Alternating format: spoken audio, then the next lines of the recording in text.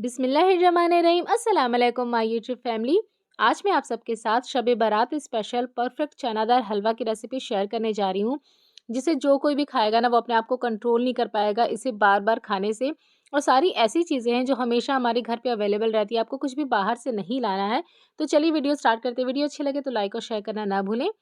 तो सबसे पहले हमें चाहिए होगी चने की दाल। मैंने यहाँ पर 1 कप चने की दाल को 1 घंटे पहले हल्के गर्म पानी में भिगो कर रख दिया था, गुनगुने पानी में। ये देखिए ये अच्छे से भीग चुका है, इजीली टूट रहा है ये फिंगर की हेल्प से। अगर आपने भिगो कर नहीं भी रखा, आपके पास टाइम नहीं, आप इसे तुरंत बनाना चाहते हो तो भी कोई बात नहीं। उस हालत में आप चने की दाल को प्रेशर कुक कर लें। यहाँ पर मैं इसे खुले बर्तन में बनाऊंगी, मैं इसे प्रेशर कुक नहीं करूंगी। भिगो के रख देने से चने की दाल जो है वो थोड़ी जल्दी गल जाती है, बस यही होता है। तो ये देखिए सारा पानी हमें पहले इसमें से निकाल देना है। एक स्ट्रेनर में रख के इसका सारा पानी निकाल दें। इसके बाद हम इसे डालेंगे किसी भी पैन में। अगर आपने भिगो कर नहीं रखा है तो आप इसे प्रेशर कुक करें, यही सेम स्टेप जो है वो आप प्रेशर कुकर में कर लें। और अब हम इसमें दूध ऐड करेंगे। तो 1 कप दाल के लिए हमें 1 कप दूध चाहिए। आप चाहे तो पानी यूज़ कर सकते हैं, लेकिन दूध में टेस्ट ज़्यादा अच्छा आता है। और इसे हम छोड़ देंगे बिल्कुल लो फ्लेम पर पकने के लिए। जैसे ही बॉयल आ जाएगा, गैस का फ्लेम बिल्कुल लो पे करें और इसे आधा कवर करके छोड़ दें। पूरा कवर करेंगे तो दूध जो है वो बह बह कर पूरा बाहर आ जाएगा। तो आप थोड़ा सा इसे खुला रख दें। ये देखिए मैंने इसे बिल्कुल लो फ्लेम पर पकाया है। पूरा जो दूध था ये देखिए नीचे में सूख चुका है और दाल भी गल गई है। मैं आपको इसे प्रेस करके दिखा देती हूँ। लेकिन आप देख सकते हैं कि सारी की सारी दाल जो वो बिल्कुल खड़ी है और फिंगर से प्रेस करने पे इजीली ये प्रेस हो रही है। बिल्कुल ऐसी ही दाल होनी चाहिए आपकी भी। ये देखिए आपको दाल के बीचों बीच वाइट वाइट सा दिख रहा होगा और प्रेस करने पे ये बिल्कुल प्रेस भी हो जा रही है। बिल्कुल ऐसी ही दाल हमें चाहिए। और अब हम इसे रख देंगे पूरी तरीके से ठंडा होने के लिए। जब ठंडा हो जाएगा तब हम इसे पीस लेंगे ग्राइंडिंग जार में डाल के।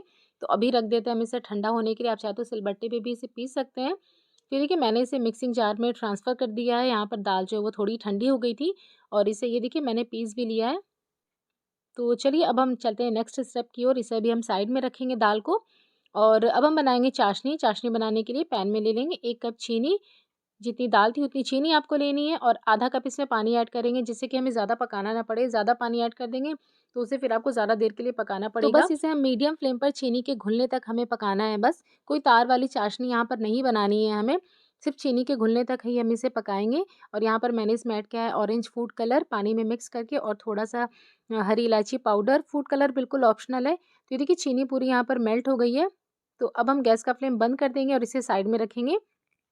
मैंने बस 1 उबाल आने तक पकाया है। जैसे ही पानी में 1 उबाल आया, चीनी मेल्ट हुई, मैंने गैस का फ्लेम बंद कर दिया तुरंत। और अब हम पैन में ले लेंगे देसी घी। तो मैंने यहाँ पर हाफ़ कप डाला है देसी घी, आधा कप। और जो हमने दाल पीस के रखा था वो यहाँ पर ऐड करेंगे। पहले हम इसे अच्छे से मिक्स कर लेंगे। घी और दाल को आपको अच्छे से पहले मिक्स कर लेना है। गैस का फ्लेम आपको इस टाइम पे बिल्कुल लो पे रखना है। और अब आपको इसको 1 सेकंड के लिए भी नहीं छोड़ना है। अगर 1 सेकंड के लिए भी छोड़ देंगे तो ये नीचे से जल जाएगी दाल। तो इसे लगातार चलाते हुए आपको लो फ्लेम पर भूनना है। और इसे भूनने में जो टाइम लगेगा वो लगेगा टोटल 20 मिनट। मैं आपको कंसिस्टेंसी भी आगे दिखा दूँगी, लेकिन मैं आपको टाइम भी बता देती हूँ। 20 से 22 मिनट इसे लगेगा आपको टोटल भूनने में और बिल्कुल लो फ्लेम पर इसे भूनना है। यहाँ पर ये देखिए 10 मिनट हो गया। मैं आपको 10 मिनट बाद दिखा रही हूँ। 10 मिनट बाद मैंने इसमें 1 टेबलस्पून घी और ऐड किया है। मिक्स करेंगे और फिर से हम इसे 10 मिनट के लिए और भूनेंगे लो फ्लेम पर। ये देखिए आप देख सकते हैं इसकी कंसिस्टेंसी कैसी हो गई है। पहले कैसा था और अब कैसा हो गया, आप देख सकते हैं बिल्कुल क्रम्बली हो गया है, दानेदार। ये देखिए अब इसका टेक्सचर बिल्कुल दानेदार हो गया है, क्रम्बली सा हो गया है ये। बिल्कुल ऐसी ही कंसिस्टेंसी होनी चाहिए और बहुत ही अच्छी खुशबू भी आ रही है इसमें से। यहाँ पर मैंने इसे टोटल 20 मिनट के लिए भूना है। यही टेक्सचर तक आपको इसे भूनना है जब तक ये क्रम्बली ना हो जाए इस तरीके से। और अब इस हलवे का टेस्ट और ज़्यादा बढ़ाने के लिए, इसको बिल्कुल हलवाई जैसा बनाने के लिए, आप चाहे तो इसमें मिल्क पाउडर या फिर मावा ऐड कर सकते हैं। लेकिन मैं आज इसमें ऐड करने वाली हूँ घर की रखी हुई मलाई। जैसे कि मैंने कहा था कि बाहर से आपको कुछ भी लाना नहीं पड़ेगा और इस मलाई से ही इसका जो टेस्ट है वो बहुत ज़्यादा अमेज़िंग आने वाला है, बिल्कुल हलवाई जैसा टेस्ट आएगा। आपको बाहर से मावा या फिर मिल्क पाउडर खरीद के लाकर इसमें डालने की ज़रूरत बिल्कुल भी नहीं है। और ये 1 दिन पहले की मलाई है, ज़्यादा पुरानी मलाई भी आपको यूज़ नहीं करनी, बिल्कुल फ्रेश यूज़ करनी है। 1 दिन पहले की भी चलेगी या फिर उसी दिन की हो। तो मलाई को दाल में पहले हम अच्छे से मिक्स करेंगे। ये देखिए मैंने दाल को मलाई में अच्छे से मिक्स कर लिया है। अब हम इसमें ऐड करेंगे चाशनी जो हमने पहले बना के रखी थी। तो पूरी चाशनी हमें यहाँ पर ऐड कर देनी है। गैस का फ्लेम इस टाइम पे लो पर है। चाशनी ऐड करके हम इसे मिक्स करेंगे और इसे लगातार चलाते हुए हम पकाएँगे लो फ्लेम पर। जैसे-जैसे ये पकता जाएगा, ये थोड़ा थिक होता जाएगा, इसकी कंसिस्टेंसी जो है वो थोड़ी-थोड़ी हार्ड होती जाएगी।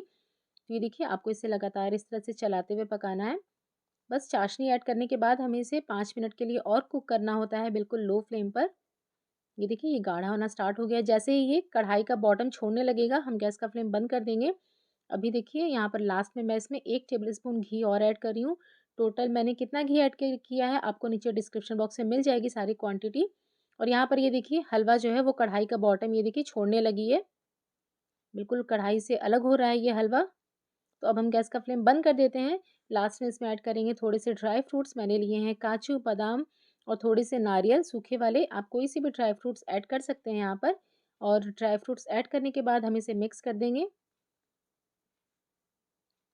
और ये हलवा जो है ना ये गरम-गरम बहुत ही ज़्यादा टेस्टी लगता है। तो ये देखिए मैंने इसे अच्छे से मिक्स कर दिया। आप देख सकते हैं कि ये कितना ज़्यादा दानेदार बना है। ये देखिए कितना दानेदार हलवा बनकर रेडी हो गया। इसकी कंसिस्टेंसी बिल्कुल परफेक्ट है और टेस्ट तो आप बस पूछिए मत। जब आप ट्राई करेंगे तो आपको खुद ही पता चल जाएगा।